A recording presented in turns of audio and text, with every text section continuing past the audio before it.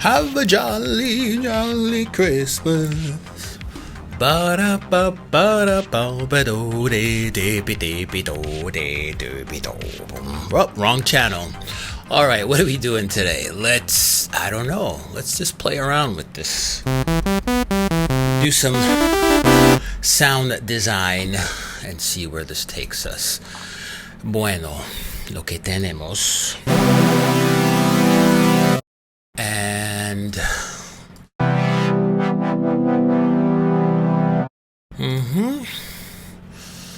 let's see. A ver. I'll explain. Ooh. Bueno, no. Ew! Sounds like old Nintendo stuff. Do.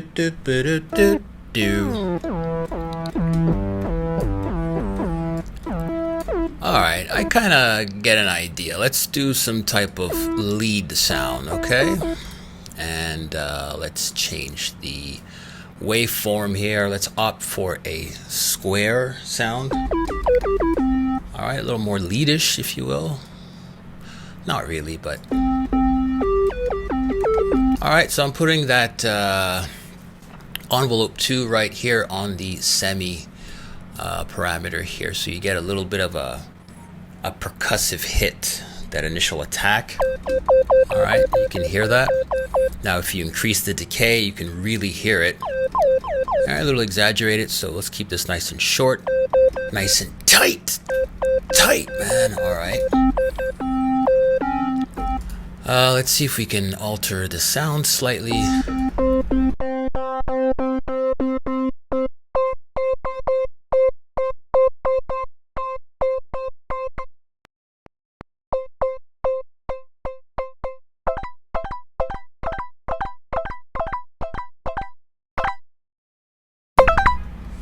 Lower the volume a little.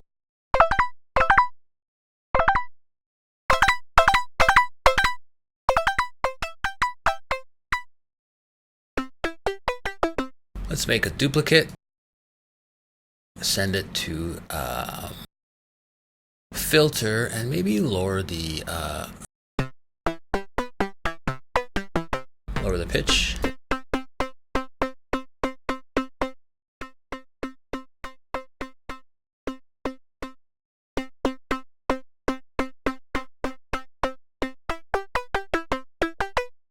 I'll go back and forth between the main page here and the effects.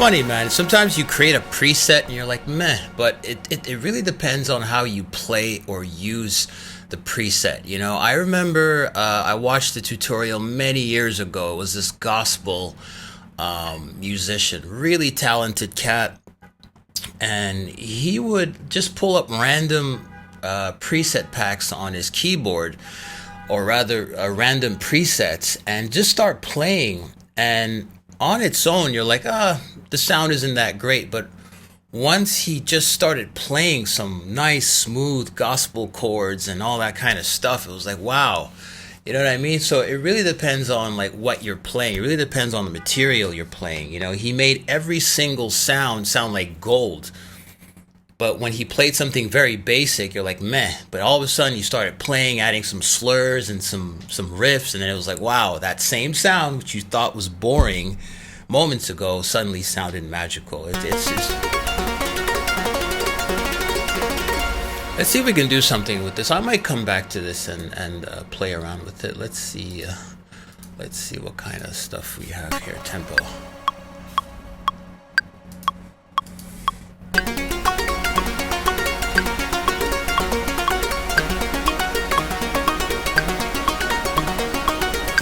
All right, let's do a sort of quantization here. Parce que je suis tellement terrible là, quand ça vient au piano. Bon.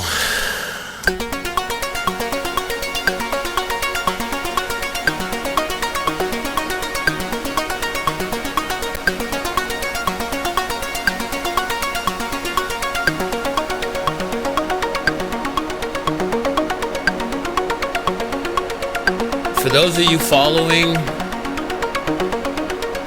and this is something I encourage you to do, start singing a bass line. All right, you guys should be able to put together a bass line just based on this little riff. So for those of you who can do it, start thinking, what would be a cool bass line for this? Just listen to the chords, listen to the chord progression, all right?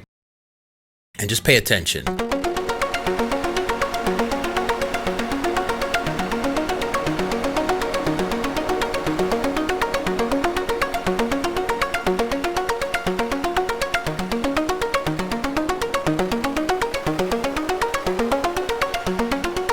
Just refining the reverb here.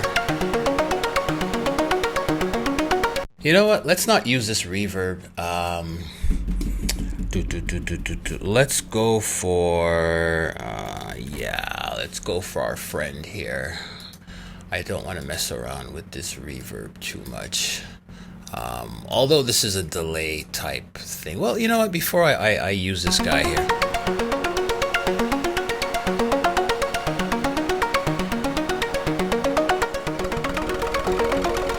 Ooh, magical, right?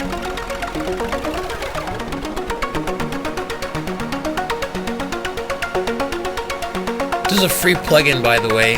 I use it a lot in some of the master classes. Most of you might recognize it. I think it's a great tool.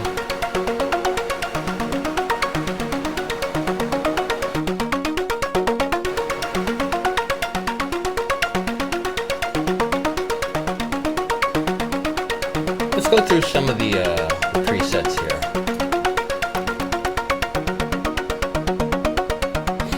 Perfect. Pixel perfect. I can't believe it. This is a bit of an inside joke. I won't even share it here. But this is a cool sound. I'm just going to leave it here. Write this. You know. You get that blurriness. I think we're going to add a touch of chorus.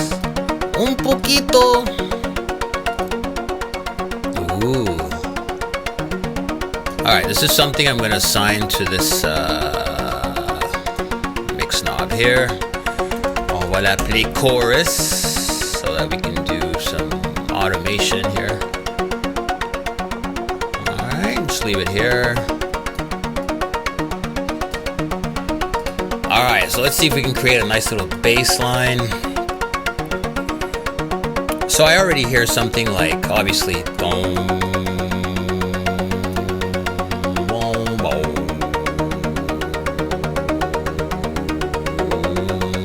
right, so I'm hearing a type of reese bass. For those of you who don't know what a reese bass is, you hear these bass lines a lot in a lot of drum and bass, especially like I'm gonna say late 90s, early 2000s.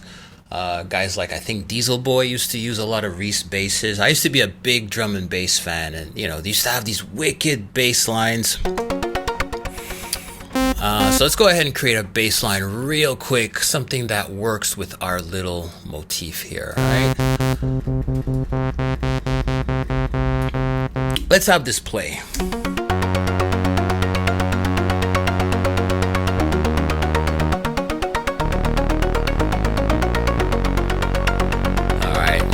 There.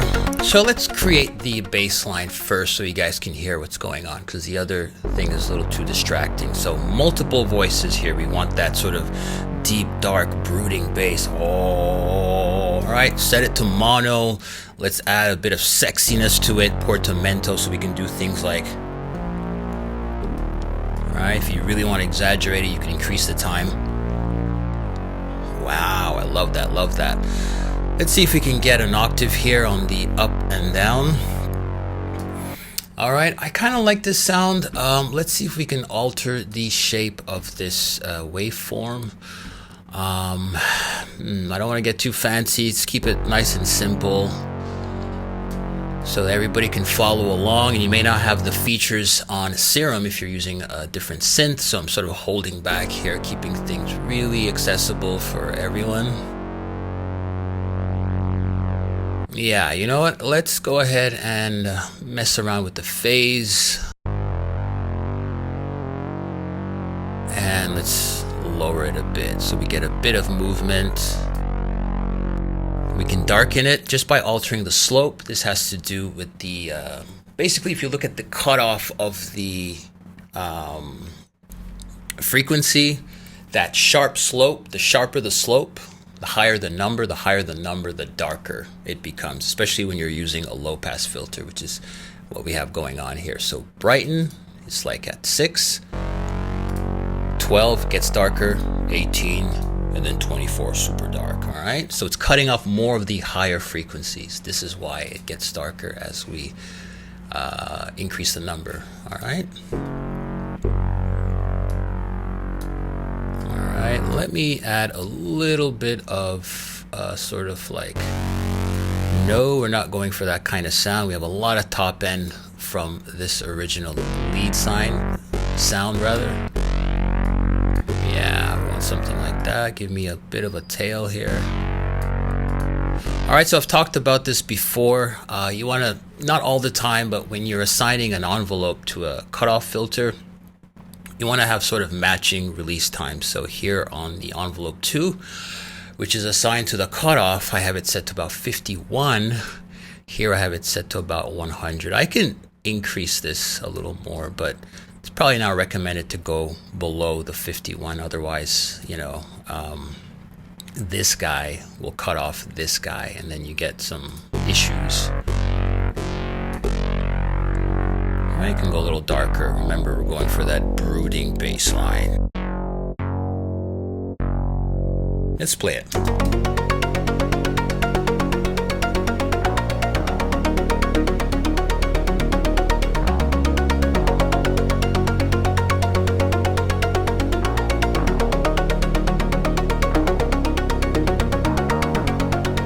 Alright, that's not bad. It's not bad. Not bad for a first take. Let's do, I don't know, see if we can get greedy with our basses. Can we go lower? Ooh, listen to how big and rich that is. Okay, I'm going to keep it as a sub, and I'm going to lower the level here, just to give a little more, bottom end to it, alright? If you guys like these types of sounds, I have a bunch of them in the preset packs that you see on screen. I'm just trying to show you guys how easy it is to use some of these sounds I've created, or you can create your own. You don't have to, support the channel and buy my preset pack. No, you don't have to do any of that stuff. I'm kidding. But yeah, so I create a lot of sounds and I haven't released a lot of them. I will be releasing more shortly. So I urge you to check out the site, sign up to the mailing list so you know when all these cool sample packs for synthwave, chill synth, chill wave, retro wave, all that good stuff, you'll know when it comes out. Okay? So I'm adding a bit of white noise here. You guys have followed many of my tutorials, so I don't want to repeat myself. I want to showcase some different techniques. Let's see if we can lay down a bass line and then I can have one hand free and then, you know, I can have both hands free for sound design.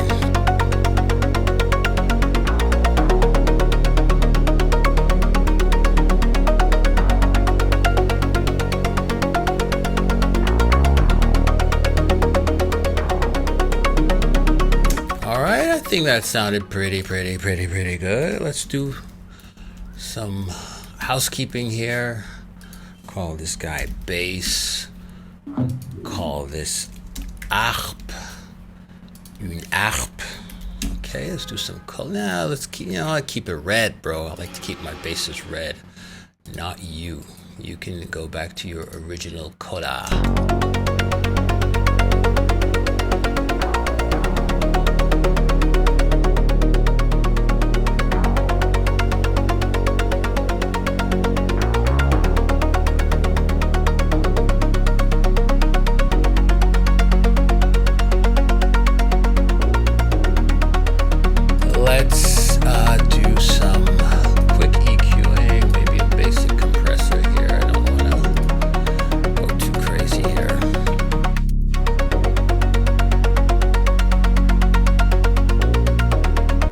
If you guys are digging these sounds, I'll leave a link below so you guys can download it and, you know, start something or just have fun with these sounds, okay? And if I forget, please remind me. Sometimes I say this and then I forget to leave the link.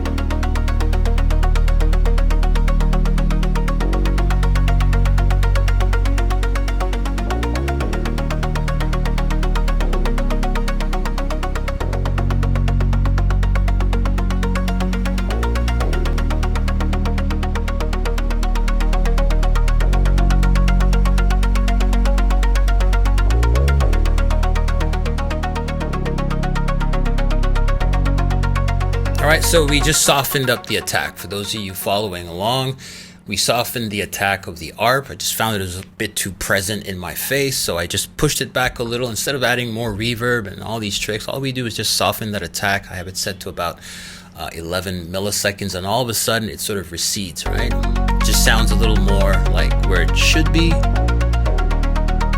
And let's go ahead and tweak our bass line. I'm just gonna grab this compressor, just slap it right.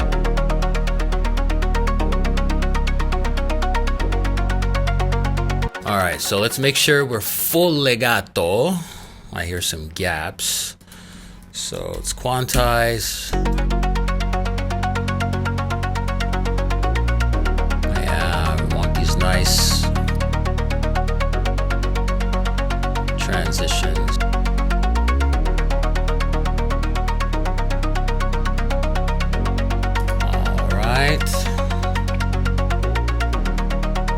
Let's add a bit of color to our sound. This is on the amp.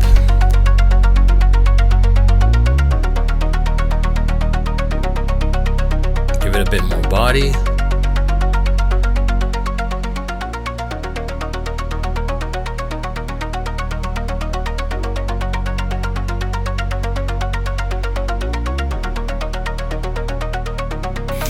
All right, I think I'm going to leave it here.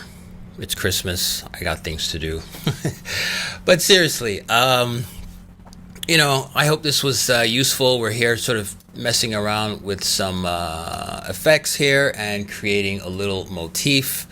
And then we created a nice little bass line that kind of, you know, works with our little melody. Maybe the next tutorial I'll continue. Maybe I won't. I don't know. Anyways, have a good holiday. I'll see you guys in the next one. Bye for now. And also download this so you guys can use this.